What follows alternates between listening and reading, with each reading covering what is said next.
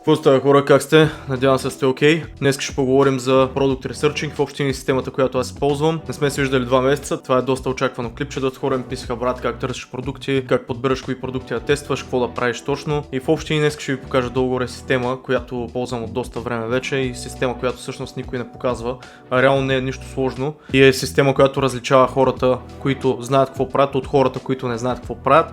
Много хора просто си харесват някакви продукти, веднага ги качват на сайта, без да анализират, без да предварително да калкулират някакви неща, без да си правят някакъв ресърч. В общи линии тази система те различава от този тип хора проста причина, че ти имаш метрики, имаш статистики, имаш достатъчно информация, предварително още преди да си качил продукта на твоя сайт и знаеш дали той изобщо заслужава да инвестираш време в него или не. Долу-горе целият клип се ориентира около един Docs Sheet, който съм подготвил, който използвам също и аз. Този Docs Sheet ще го изпратя на вас, всеки който го иска може да ми пише в Instagram Sheet, както съм написал ето тук. Instagram е nickbg с единичка вместо и в началото, така че пишете ми Sheet. Ако искате да последвате, ако ви е интересно да гледате какво качвам, защото качвам и dropshipping контент, качвам и lifestyle контент, така че ако искате да сте по-up-to-date с това, което правя, се радвам да ме последвате, но не ви задължавам, само ако искате. Просто напишете ми Sheet, както казах в Instagram и ще ви изпратя линк към този продуктов Sheet. Какво представлява системата? Системата реално представлява няколко стъпки, които съм ги описал ето тук. И тук няма да коментираме подготовка на продукта, качване на сайта, създаване на ad copy, създаване на description, създаване на изображение и така нататък. Това ще го оставим за друг клип. В този клип това, което ще направим е в общи линии да ви покажа как се попълвам този sheet и как квалифицирам някакви продукти, като аз вече съм го префилнал с някакви продукти, които е така на рандом съм намерил, съответно какво съм анализирал за тия продукти, какви критерии съм маркирал, за да може и на вас да ви е по-лесно да разчетете самия sheet. Преди да мина към sheet-а, обяснявам ви долу-горе каква е системата. Започваме от Spot Products. Това ни е първа стъпка, де факто тук спотваме някакви продукти. Как ги спотваме? Спотваме ги в Ads Library, в AliExpress, в Temu, в TikTok, в Amazon, в CJ Dropshipping, в FacePocket, в AutoDS, в DSRC, където друга се сетите. Много хора си мислят, че има само един начин за намиране на продукти и този начин е използвайки CowData. Да, CowData може да е полезно, да, CowData има адски много информация, но е платен софтуер.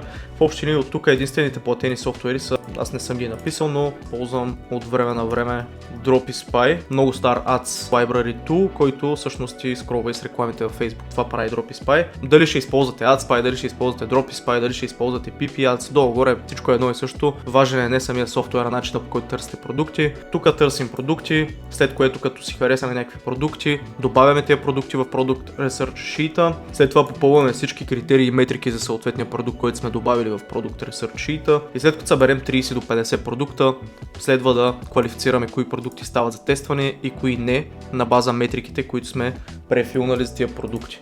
Така, след като сме квалифицирали, да кажем, че сме добавили 30-50 продукта, 1, 2, 3, 4, 5 от тях таван да стават за нещо, другите са просто филъри, но това с времето ще го усъвършенствате и ще почнете да добавяте по-добри и по-добри продукти. След като всъщност видите критериите, които съм ви оставил, ще е много лесно да ги сортирате и да прецените дали наистина се заслужава да хабите пари за тях или не. Така, както казах, след като квалифицираме кои продукти стават за тестване на база метриките, които сме попълнили на първоначално ниво, следва тия продукти, които са само няколко на брой, най-вероятно от 30-50 продукта ще ви останат 2, 3, 4. Някой път може и нито един да не ви остане квалифициран правилно, нали, да отговаря на достатъчно критерии, да има добри маржове и така нататък. В такъв случай продължаваш да добавяш продукти, просто докато не намериш някой, който може да квалифицираш. Така, след това, след като си набелязал такъв продукт, който отговаря на метриките, има добър марж, има потенциал в този продукт, тогава следва да направим по-дълбок ресърч на този продукт. Как се прави този по-дълбок продукт ресърч? В общи линии използваме всички инструменти, които имаме налични, безплатно в интернет и четем какво мислят хората за този продукт, какви мнения дават в Amazon, какви ревюта има под рекламата на компетитора, какви коментари има там оставени, какво се случва в Reddit дори, какво пишат хората за продукта, какви са позитивите на продукта, какви са минусите на продукта. Всички тази информация събираме, за да може когато подготвяме продукта на по-късно ниво, което пак казвам няма да го покрием в това видео, ми ще направя изцяло друго видео за това. Вече да знаем как да го таргетираме правилно този продукт, т.е. как да го подготвим по най-правилния начин и как да качим най-оптималния контент на нашия сайт, за да може, когато някой влезе на нашия сайт, ние да имаме максимално големи шансове да го затворим като клиент на база информацията, която сме предоставили за продукта. Стига говорене, минавам към Product Sheet, за да ви покажа какво съм подготвил. Така, това е Product Sheet, който съм подготвил. В общи линии ще видите, че има много колони. Може би изглежда сложно на пръв поглед, но реално като му свикнете не е толкова сложно. Отдолу има още няколко таба, като в Втория етап е Daily Reporting. Това е репортинг, в който си попълваш в общи линии колко поръчки имаш на ден, колко продажби имаш, колко си струват продуктите, колко си струват рекламите, колко клика имаш и на база за всички тези неща, тези 5 критерии, ти се калкулират абсолютно всички останали неща, като CPC, Profit, средна стойност на количката, какъв ти е ROAS, какъв ти е Cost per Purchase и съответно какъв процент ти е профита, колко ти струват процентно продуктите от оборота и какъв ти е conversion rate. В общи линии разгледайте си го и това, много е полезно. Ако харчите по над 100, 200, 300 долара на ден за реклама и ако нямате daily reporting sheet, като цяло изтървате адски много, защото вие не сте наясно точно с статистиките и метриките и просто гадаете дали сте на печалба или не, или пък смятате всичко ръчно, което не е особено удобно, особено ако тествате няколко продукта или пък ако скалирате си и играете с по-големи цифри, така че това е must have за абсолютно всеки. Когато ви свърши месеца, за който засичате, това, което може да направите, просто да копирате това, да го пейснете отдолу и да просто да промените датите с следващия месец. Store Tracker, супер straightforward, качвате някакви сторове, които ви харесват как изглеждат, в коя ниша са, слагате Ads Library Link и след примерно 1-2 месеца или след 1-2 седмици, когато сте намерили този стор, може да влезете от тук директно нагледно и да засечете дали се още пуска реклами, дали е увеличил рекламите, дали ги е намалил. Тук на Order 1 и Order 2 може да напишете Active Ads Number. Това може да го вземете от Ads Library, когато проверявате всъщност рекламите първоначално. Може да видите колко активни реклами има. Друго, което може да се направи е Products Advertised. В момента го правя на лайв, защото не съм си играл да го допълвам абсолютно цялото това нещо. Това, което беше важно за мен, беше да ви направя продукт sheet-а. Другите са бонус, съм ви ги оставил и така. Ако като ви го изпратя има някакви промени, да знаете, че просто съм го надградил под някаква форма. Връщаме се пак на първата част, която всъщност е най-важна, която е продукт sheet-а. Реално тук ще попълвате най-много, тук ще се занимавате най-много и тук ще инвестирате най-много време. Защо е важно да го правите? Защото ако до момента не го правите това нещо, това значи, че играете на сляпо. Тоест правите дропшипинг изцяло на сляпо и разчитате на късмет. Продуктите ви просто тръгнат. Истината е, че трябва да си знаете метриките, трябва да си знаете някакви параметри още преди да сте стартирали продукта. И този sheet точно това прави за вас. Смисъл, това буквално е game changer. Проста причина, че аз като видя примерно тук, че свети в червено, като видя какви статистики има за този продукт, като скролна на страни и видя на кои критерии отговаря и на кои не отговаря, аз долу-горе вече имам понятие дали си заслужава да го тествам изобщо този продукт или не. И съответно съм си го маркирал като skip или като тест. Както виждате, някои продукти са маркирани като skip, други като тест. Та нека започна от най-горе. Имаме няколко неща. Светло-зеленото се попълва, тъмно-зеленото се калкулира автоматично, а по-настрани като дойдем тук на жълтите. Реално жълтите те нямат автоматизация, те са къстъм, но като стигна от тях ще обясня какво точно представляват. Тук е най-важно, защото тук в общи линии правим първоначалните сметки за определените продукти. Аз буквално съм ви описал абсолютно всяка колона какво точно значи. Сега на Product Name не съм писал обяснение, защото е повече от логично какво значи Product Name, но SKU в общи линии това ще е търма, който ще използваме за Facebook рекламите, за да не пишеш цялото име на продукта, когато пишеш реклами. Много по-лесно да си имаш някакво наименуване, което да е с 2-3 символа, които са свързани примерно с името на продукт. Doc Harness Vest, както виждате, DG1. Това е доста self-explanatory. След това имаме skip или тест, като тук това ние го избираме на база, след като сме пълнили абсолютно всички останали неща надясно, на база това, което сме получили тук като метрики, дали си заслужава да тестваме продукта или не. След това имаме Break-Even ROAS. Ето го описанието какво значи Break-Even ROAS за тези, които не знаят. Надявам се да няма такива, но все пак ако има такива, може да прочетете какво, описал съм го. Всички неща съм ги описал на английски, защото като работя гледам да мисля на английски, нали, пишеш си описанията на английски, подготвяш си рекламите на английски, така че логично и всичко съм го описал на английски поради тази причина. Break-Even ROAS, който всъщност трябва да гледаш е колкото по-нисък, толкова по-добре. Когато е много висок, когато е над 1,8, дали ще е над 1,85, над 1,8, даже някои хора го ползват като 1,7. Относително е, не е толкова конкретно, но когато е по-висок, толкова по-трудно е продукта да го накараш да тръгне, проста причина, че колкото по-висок е, толкова по-скъпи са ни рекламите, толкова по-трудно ще е да скалираме продукта, по проста причина, че трябва да гоним много по-висок ROAS, много по-добри резултати от рекламите, за да може продукта да ни кара някаква печалба. Затова колкото по-нисък е break-even ROAS, толкова по-лесно е да състейнваме един продукт. Когато е между 1 и нещо и 1,4, тогава е идеалната среда, даже 1,35 бих казал, не толкова 1,4, но ако всичко друго изглежда окей, бих тествал продукти с 1,5 и 1,6. Изцяло dependent, просто това е някаква отпорна точка, която да гледате, като индикация дали си заслужава с някой продукт да се тества или не. Както виждате тук, Doc Harness 200 реално е 2,61. Продукта ни струва $14.02, продаваме го за 25. Това какво значи, че имаме $9,58 марж, което ни прави break-even ROAS супер висок, което ни казва изобщо да не тестваме този продукт. 2,61 е, защото ако имаме 2,61 ROAS във Facebook, това значи, че продукта ще ни е на 0, което изобщо не е окей, защото 2,61 всъщност за Facebook е доста висок ROAS и ако ние на такъв ROAS имаме 0 печалба и сме на нулата от този продукт, то по-добре да минем напред, защото продукт, който примерно, както е следващия продукт Compression Socks, който има 1,32 break-even ROAS, какво ще рече това?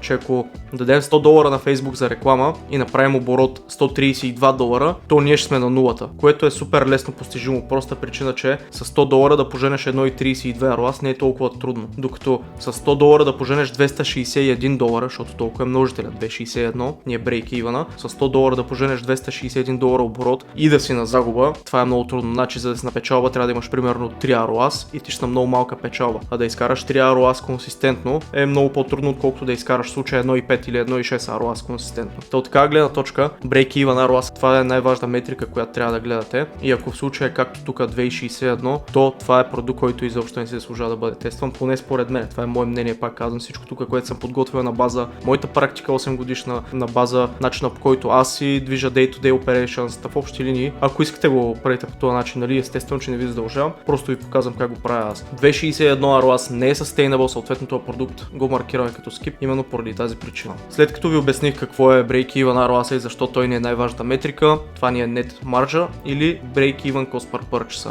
Това е колко пари правим на поръчка преди да си изкараме рекламата съответно, или колко пари ни е break-even point на cost per purchase. Ако един продукт хипотетично се продава за $20, на нас ни струва $10, това значи, че маржа между продажна цена и покупна цена е $10, нали така? Това значи съответно, че когато рекламираме този продукт, ние имаме $20 продажна цена, минус $10 разход за самия продукт да го изпратим до крайния клиент и ни остава $10, които $10 всъщност, ако ги дадем за реклама, ние оставаме на нулата. Това е точно тая точка, от колко до колко долара можем да изхарчим, за да си позволим да сме на нулата за съответен продукт. Ако cost per purchase във Facebook ни е над 9,58, това автоматично значи, че почваме да губим пари за всяка една поръчка. Ако ни е под 9,58, това автоматично значи, че правим печалба на всяка една поръчка. Това представлява break-even cost per purchase в тази ситуация. Следващото нещо, което имаме е марж. Маржа съответно предполагам всеки е наясно какво е, но ето тук съм го описал в общи линии. Less is worse. Колкото по-нисък е маржа, толкова по-зле. Продукти, които ни струват между $15 и $80, трябва да имат долу-горе 3x или 2,5x марж минимум. Колкото по-висок е, толкова по-добре.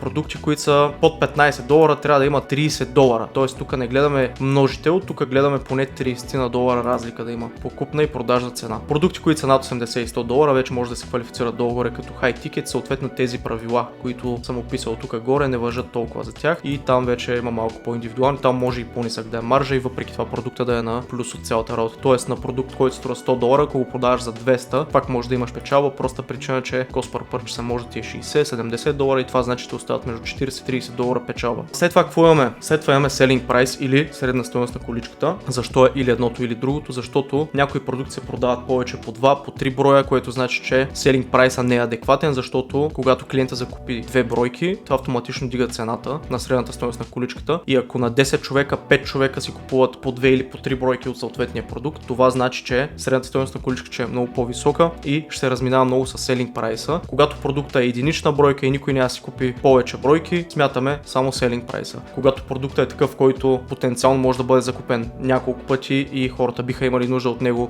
от няколко броя, то тогава смятаме AOV, т.е. средната стойност на количката. Описал съм правила и за нея, просто като си отворите шита, ще видите, нали, той в момента го виждате, но като си отворите шита, ще може да ги разцъкате тук всички неща, които съм ги описал. Продължаваме напред, cost of goods, колко струва самия продукт с шипинга до съответните държави, до които ще продаваме. В случая да кажем, че Dog Harness се струва $14,02. Защо сме проверили в AliExpress? Примерно, защото като гледам тук supplier link, съм сложил AliExpress. Щом съм проверил в AliExpress, съм видял, че струва толкова. Това е цената, която записвам тук, спрямо тази, която съм видял в AliExpress. След това имаме fees. Fees е фиксирана. По принцип зависи от плана, който ползвате на Shopify, дали ползвате PayPal или така нататък. Но тук съм сложил по-песимистична. В вашия случай може да е 3,8, може да е 4%. Ако излезе по-малко таксата, още по-добре, по-голяма печалба. Така, след това имаме Found On или къде сме намерили продукта. Тук съм написал платформите, в които аз най-често намирам продуктите. Facebook, Instagram, просто ако си скролиш и видиш нещо, TikTok, AdSpy Tool, ако използваш такъв, AliExpress, Temu, CJ Dropshipping, SPocket, Wheel, DSers, AutoDS и така нататък. Са инструменти, които може да намерите продукти в тях. След това имаме Supplier Link. Тук качваме линк към Supplier. Дали ще е AliExpress, дали ще ползваме друг Supplier, дали ще ползваш CJ Dropshipping, дали ще използваш SPocket, DSers или там каквото друго се сетиш. Абсолютно няма значение. Просто си качваш линка, за да го имаш тук и когато се наложи, директно го отваряш и проверяш продукта, проверяш снимките, проверяш цената, проверяш абсолютно всичко. Имаме Supplier Link 2 за бекъп.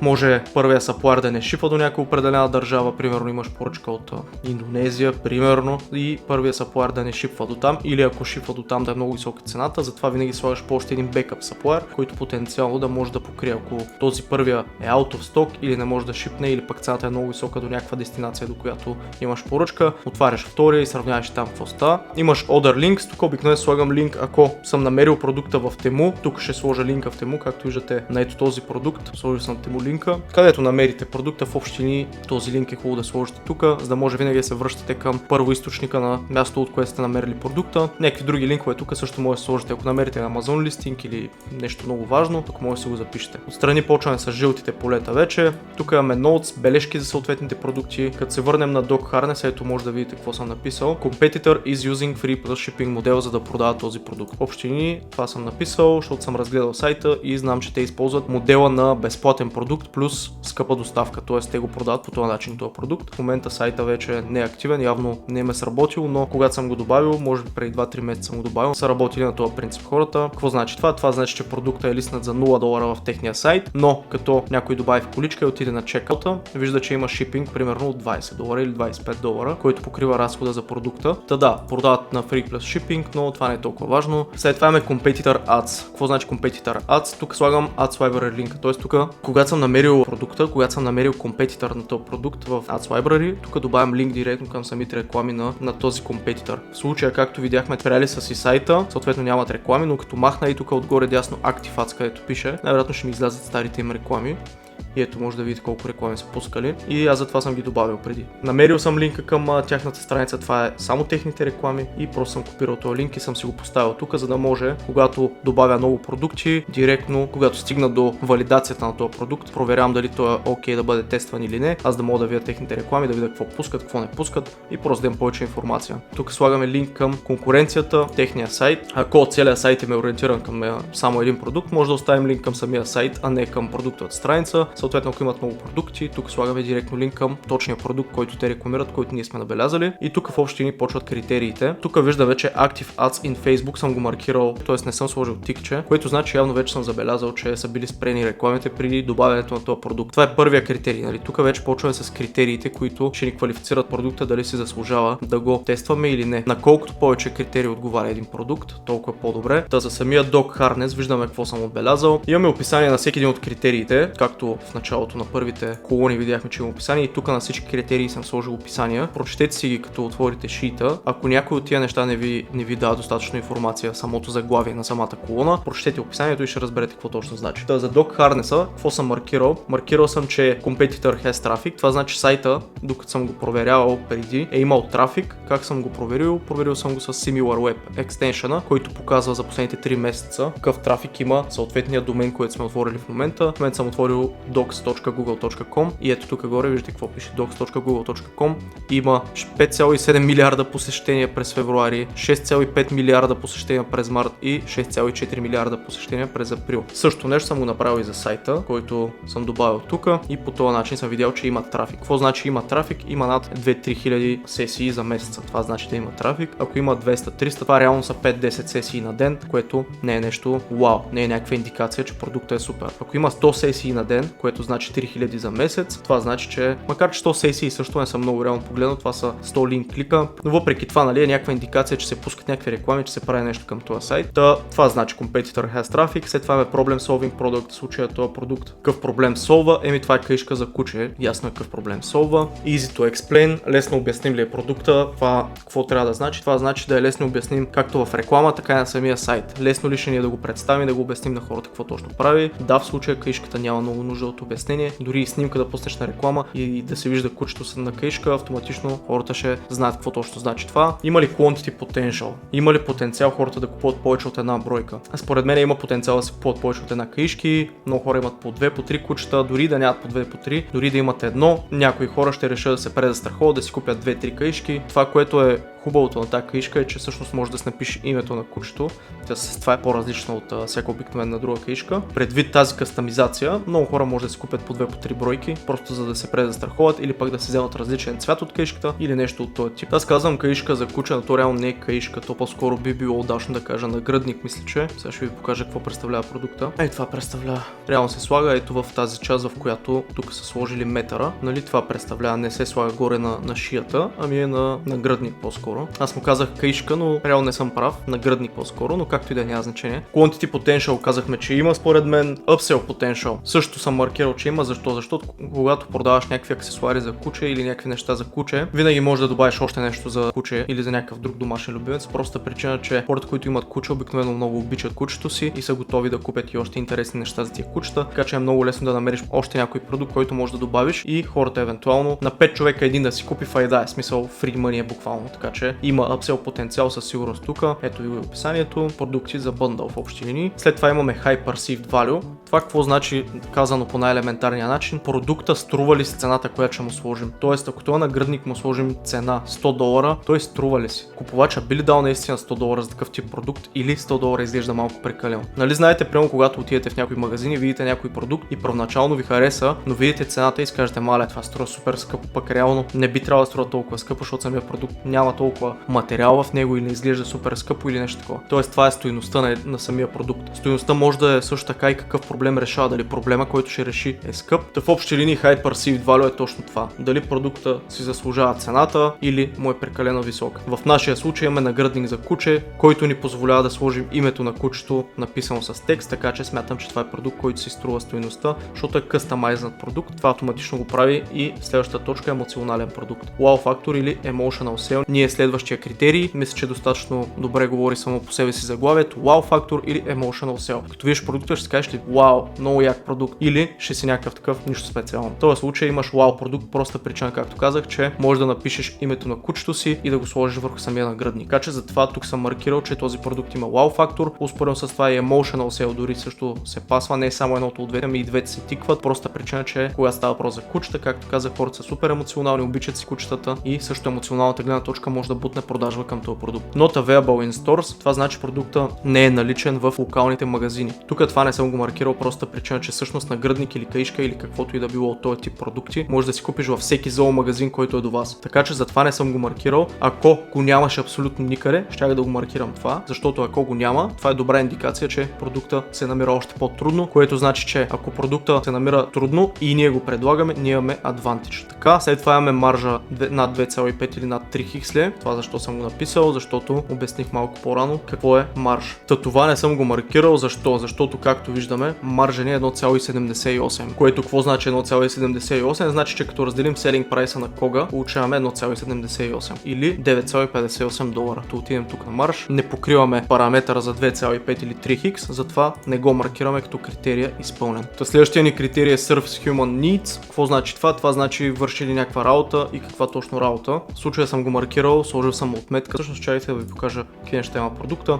Има рефлективни шелове, има Adjustable Strap на гърдите, да знам, Adjustable Chest Strap, whatever. Има и Flashlight Position, може да сложиш фенерът и пише Comfortable and Breathable. В общини, затова съм го сложил и всъщност върши работа на човека, който ще разкарва кучето. Add Highly Engaging, сложил съм тикче, защото по време на проверката, когато проверях този продукт, в Ads Library рекламите, които пускаха, рекламите изглеждаха доста атрактивно. Сега ще се опитам да намеря някоя интересна реклама, която бях гледал. My dog Fish is obsessed with this harness. He loves it because it's neck friendly, so the pressure is evenly distributed to the body, even if he pulls. There's a top handle to lift him quickly in case of emergencies. It protects him from accidents and injuries. Интересно е, че просто още от самото начало се вижда какъв продукта, вижда се, че е написано някакво име, вижда се, че е безплатно, т.е. това е engaging ad. В случая има всички критерии да я доизгледаш почти до края, нали? Още от самото начало. Т.е. грабваща е рекламата със сигурност. Още повече, както казах преди малко, самата pet ниша е доста engaging, сама по себе си по простата причина, че става въпрос за кучета, става въпрос за емоционални покупки в голяма част от случаите. След това имаме Facebook TikTok Compliant, като гледаш продукта, дали той би бил compliant със съответната платформа. Ако продаваш нещо нелегално, съответно не тикваш това нещо логично и най-вероятно и не го продаваш по пътя на логиката, но да, тук си маркираш дали всичко според тебе е окей самата реклама. Когато рекламираш примерно козметика или хранителни добавки, някой път може да ти се флагнат рекламите и това е пример на не толкова compliant реклама. Написал съм и TikTok, защото има хора, които ще използват TikTok за рекламиране. Тук може да прочетете повече за полиситата на всяка една от двете платформи. Друго нещо, което може да направите, като отворите този линк, да копирате абсолютно всичко от самите privacy-та, да го пейснете в ChatGPT или просто да му пейснете линка на ChatGPT и да му кажете, ще продавам ето такъв продукт на база този линк, compliant ли е моят продукт спрямо политиките на съответната платформа и той ще каже да, най-вероятно е compliant или не, най-вероятно не е compliant. Така че, ако не ви се четат политиките, това също може да се провери с AI. И последният ни критерий всъщност е easy and light to ship. Продукта лесен ли е за пакетиране, лесен ли е за изпращане и също така тежък ли е. Ако е тежък, шипинга ще е по-скъп. Ако е лек, шипинга ще е по-евтин.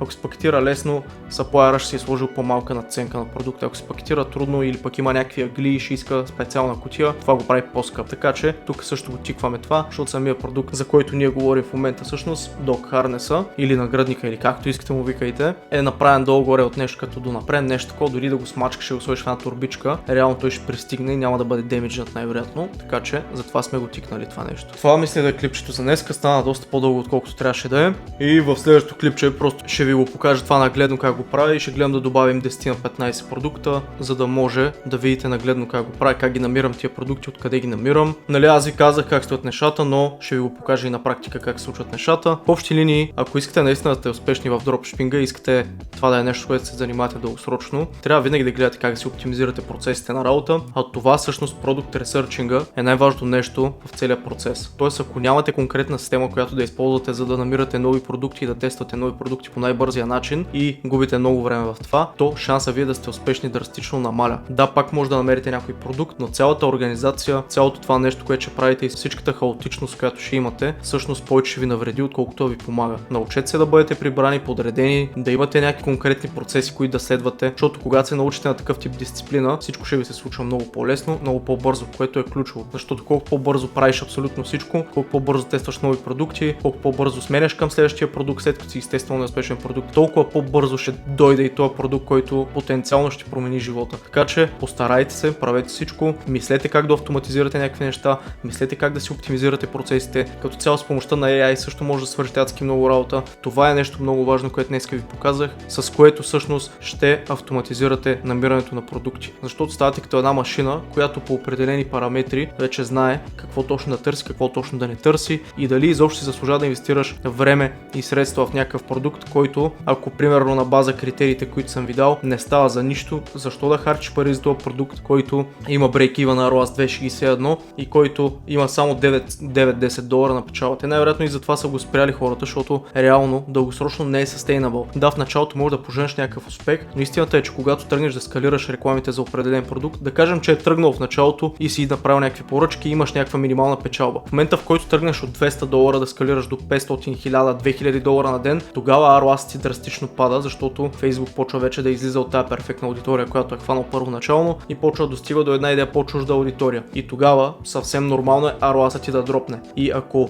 бизнесът ти е на прага, т.е. имаш някаква печалба, но си 50-50, дали не искаш на печалба, утре може да не си. Ако бизнесът ти работи на такъв начин, че си на прага на break-even ROAS и имаш дни, в които си на печалба, но имаш и много, в които не си на печалба, то в момента, в който тръгнеш да скалираш и увеличиш бюджета, тогава шанса този продукт всъщност да почне да губи пари вместо да прави пари е много голям. И ако нямаш тази сметка и не си я направил предварително, реално ти няма как да го знаеш това нещо. Ако имаш тази сметка, ти още от самото начало знаеш, че рано или късно ще трябва да го спреш този продукт, дори да тръгне добре. По проста причина, че long term той не е sustainable и самите метрики го казват това нещо. Много по-лесно ще е да тестваш ето този продукт, който има 1,32 break-even на ROAS. Но вижте го, тук минуса е, че е много ефтин и selling price 15 долара също не е sustainable, но самите compression соксове сами по себе си може да се продават в по-голям брой и вие като влезете тук на сайта, точно това ще видите, че имат basic варианта 4 бройки. Тоест те не продават само по една бройка. Те продават по 4 бройки, по 3 бройки, по 6 бройки. Това значи, че LV-то им е много високо. Затова съм го дал като продукт, който става за тестване,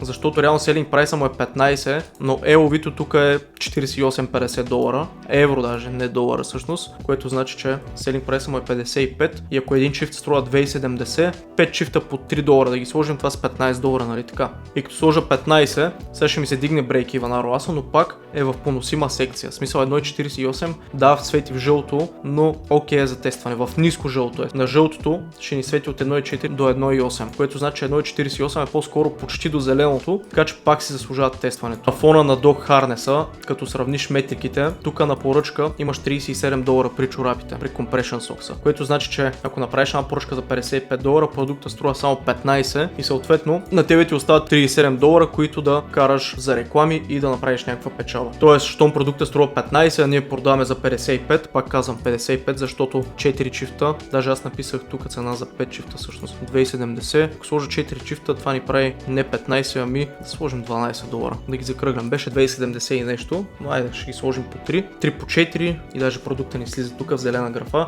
което значи, че 4 бройки те ги продават за €48, което 48 евро в долари, $56, нали така? Връщам се тук, пише 56 и виждам, че break-even ROAS ни става 1.36, което пак е в зелено, пак е супер хелти и според мен си заслужава да се тества. Даже ако ме остане време, може и аз да го изтествам този продукт. Може да видите и критериите, които съм маркирал, попълнени с тия продукти, които съм добавил тук, от до. Може да видите както ви показах всъщност и сайта на конкурента. Реално е basic сайта, нали, готин е, но също време е изчистен, не е прекалено натруфен. Има най-важната информация, което е супер. Интересно, както казах, е, че продават по няколко броя, сетили се за това, защото реално ако продаваш един брой от този продукт, ти няма как да го изкараш на печалба. Проста причина, че един брой струва $3, ти ще го продаваш за 15 хипотетично. Това значи, че имаш $12 марж. Няма как Facebook да ти генерира поръчка за $12. Така че тия пичове са сметнали маржовете. Видяли са, че $41 break-even cost per purchase. Явно техният cost per purchase е под $41, щом те продължават да пускат реклами за този продукт. Това е продукт, който може и вие да тествате, ако искате. Много е важно да не продавате тъпи продукти. Този продукт всъщност таргетираш хора с разширени вени и с някакви такива неща по краката. Та да, тези Compression Socks всъщност може би са един продукт, който и вие може да тествате, ако искате. Смятам, че има хляб в него. Вече въпросът е от вас колко добре реклами ще направите и колко добре ще представите офертата на сайта, колко оптимално. Имайте предвид, че тия пичове мисля, че от доста време го пускат този продукт. Я да видим какъв трафик имат. Трафика им е намалял, но примерно вижте, февруари месец имали 114 000 човека трафик, което ако го сметнем в някакъв процент поръчки, казахме 114 000, слагаме 2% от 114 000, което 2% да кажем, че хипотетично е conversion rate на сайта. Според мен ще е по-висок, според мен ще е 3-4%, но ние слагаме най-песимистичното. Това са 2280 поръчки за месец февруари. Потенциално казвам, потенциално. Няма как да сме 100% сигурни, но на база трафика, който е влязъл в сайта, на база средностатистически conversion rate, това би бил един реалистичен резултат, което 2280, казахме средна стойност на количката $56, $130,000 оборот само за февруари. Според мен е по-висок, но дори и толкова да смятам, че в този продукт има хляб. Няма да губя повече време, че стана доста дълго видеото. И в следващото видео просто ще ви покажа самия процес, как съм ги добавил тези продукти, стъпка по стъпка, къде съм ги намерил, как съм ги намерил, как съм намерил саплайерите, как съм намерил конкурентите. В общи линии това, което в момента го обяснявам на теория, другия път ще ви го покажа практически. Така че да, това нещо ще го приложим в следващото видео. Пак казвам, ако искате достъп до този продуктов sheet,